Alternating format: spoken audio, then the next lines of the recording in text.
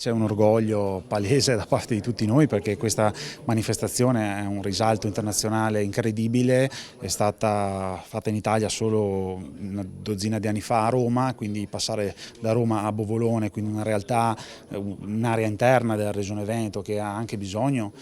di iniziative come queste per mettersi in vetrina, per far vedere quello che può offrire, e la manifestazione è importantissima perché anche il protagonista è importantissimo, perché è un cane,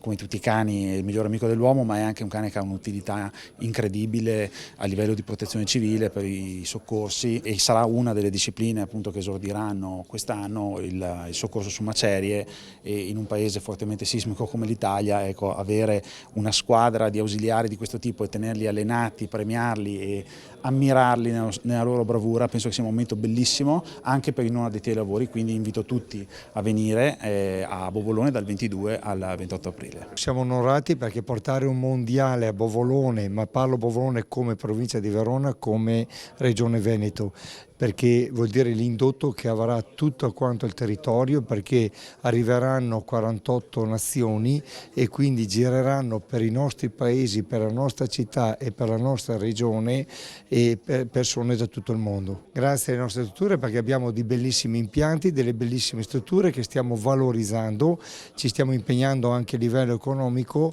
ed è per questo che se uno crede nel proprio territorio alla fine non dobbiamo essere gelosi di nessuno, perché parliamo della nostra Italia che è bellissima per tutti.